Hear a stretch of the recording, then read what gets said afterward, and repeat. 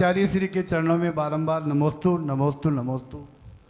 मेरी एक शंका है गुरुदेव, पुरुष वर्ग माता जी के चरण स्पर्श नहीं करता और महिलाएं साधु के चरण स्पर्श नहीं करते, फिर भी अज्ञानवश कर लेते हैं, उसमें दोषी कौन है? कृपया शंका का इनका नाम क्या है? पवन जी तिल्लो जी छोटे भाई। हाँ पवन जी खड़े हो जाओ। देखो हमारे गुरुजी ने हमें सूत्र पढ़ाया था और तिल्लो जी आ गए हैं, नेताजी पधार गए हैं। नेताजी कुर्सी ले लो, कमर दुख जाएगी, ठंडा मौसम में कुर्सी बैठ जाओ। तिल्लो जी बैठ जाओ। हाँ पवन जी, क्या ना पवन जी नाम था ना? पवन जी आपने सवाल तो बहुत अच्छा पूछा। पहली बात तो अब मेरा भी सवाल आपसे एक है, और हमारे गुरुजी ने है ना हमें सूत्र पढ़ाया था कि बेटा किसी को छेड़ना नहीं, छेड़ोगे तो लोग अरे नहीं छोड़ेंगे नहीं, बातें बनाएंगे। किसी को छेड़ना नहीं, लोग बातें बनाएंगे, और कोई तुम्हें छेड़ दे तो उसे छोड़ना भी कभी नहीं। आपने जो सवाल पूछा, सवाल बहुत अच्छा पूछा है कि स्त्रियों को मुनि राजों के चरण स्पर्श नहीं करने चाहिए और पुरुषों को आरिकाओं के चरण स्पर्श नहीं करने चाहिए। अब मेरा सवाल पवन जी से है, आपके घर में मम्मी जी हैं? मम्मी जी मतलब माता राम। माता राम नहीं, माता राम नहीं, होम मिनिस्टर की मम्मी। मम्मी जी शब्द क्या है? मम्मी जी। मम्मी जी जब बोलना पड़ता तो भारी कलेजे से वो मम्मी जी आ गई, और मम्मी बोला माँ, मम्मी और मम्मी जी में अंतर है। सासू माँ, पापा और पापा जी। पापा कौन हुए? पिताजी। पिताजी। और पापा जी कौन हो गए? ससुर जी। अरे अच्छी तरह बोलो, घर वाली के पापा, होम मिनिस्टर के पापा। आप ये सोचो, जब आप कहां जाते हो, शादी हो गई ना आपकी? हो गई। कहां पर हुई है? कोटा। अब जब आप कोटा में जाते हो तो सबसे पहले पापा जी मिलते होंगे, मम्मी जी मिलते, तो उनके चरण स्पर्श करते हो आप? जी करते हो। क्यों? आप तो पुरुष हो, महिलाएं। पवन जी थोड़ा आगे आ जाओ, मेरी आंखें कमजोर हो रही हैं, थोड़ा आगे आ जाओ। देखो ध्यान रखना, सीधी सीधी मैं बात पढ़ा दूं वहां तो आनंद नहीं आएगा, समझ में नहीं आएगा। हाँ जब कोटा जाते हो और जैसे ही आपने बैल बजाई, सामने ऐसे मम्मी जी आई, आप क्या करोगे सबसे पहले? चरण स्पर्श। और पापा जी आ जाएं तो चरण स्पर्श। अब मान लो साथ में आपकी वो भी हैं जो तुम्हें घुमा रही है, कौन? धर्मपत्नी। अरे धर्मपत्नी कहा? श्रीमती। श्रीमती, उसको धर्म से कोई प्रयोजन नहीं। श्री ला के देते जाए ना, श्रीमती बन जाएगी वो। जी यहां बैठी तो नहीं है? अब आएगी। अब आएगी तो अभी शादी रास्ते में आ रही है। अच्छा रास्ते में आ रही है, चलो बच गए तुम भैया। अब जब श्रीमती आपके साथ में है और जैसे ही श्रीमती जी ने देखा कि पापा जी आए हैं, तो आपकी श्रीमती क्या पापा जी आए हैं? कौन पापा जी? मेरे पिताजी। हाँ मेरे पिताजी। पापा जी तो वो पापा जी बोलेगी तो मेरे पिताजी हुए ना। वो नहीं, जो उसके पापा वो तुम्हारे पापा नहीं है, जो तुम्हारे पापा उनके पापा नहीं। पक्का ना? हाँ भैया तुम्हें घर जाना है ना।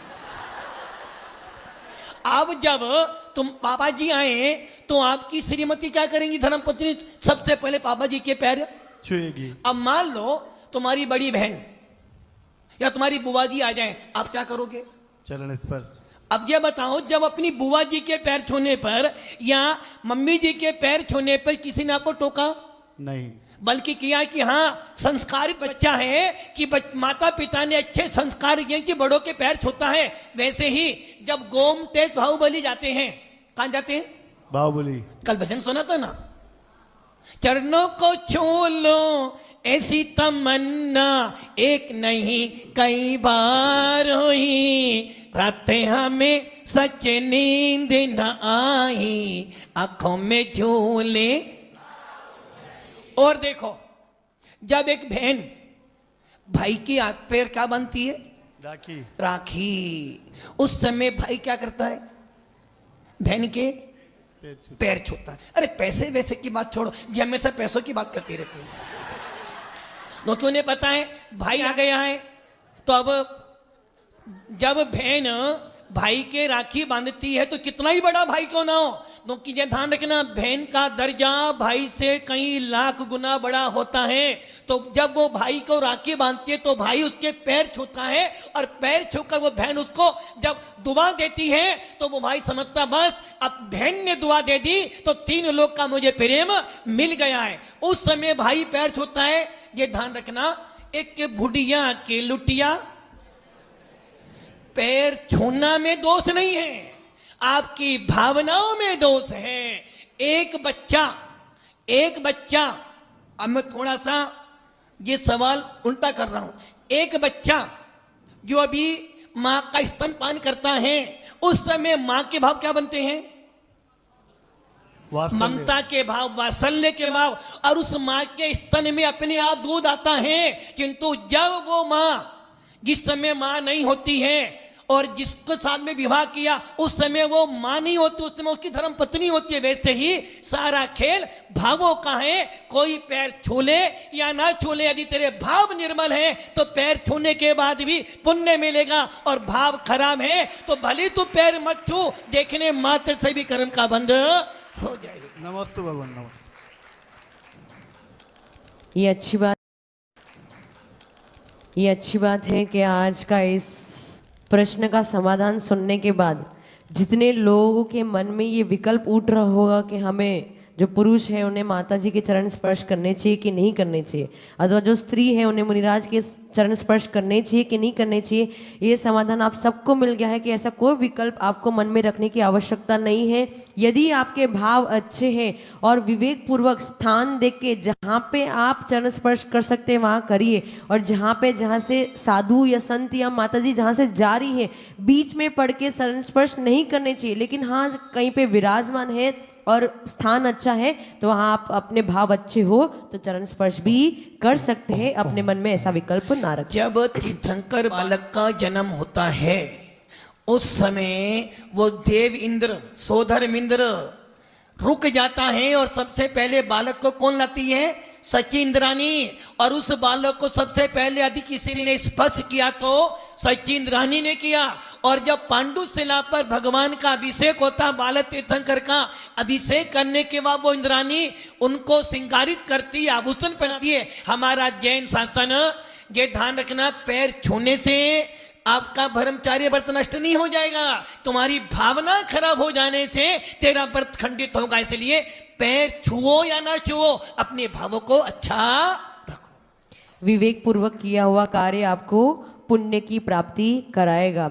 और सब ऐसा सोच रहेंगे कि आगम युग समाधान है, परंतु आगम युग समाधान के साथ में गुरुदेव ने कितनी अच्छी आनंद यात्रा भी आपके लिए करा दी, जहाँ पे ऐसे हंसते हुए स्वाध्याय होता होगा तो निश्चित तौर पे किसी को कोई भी बोर होने वाला नहीं है।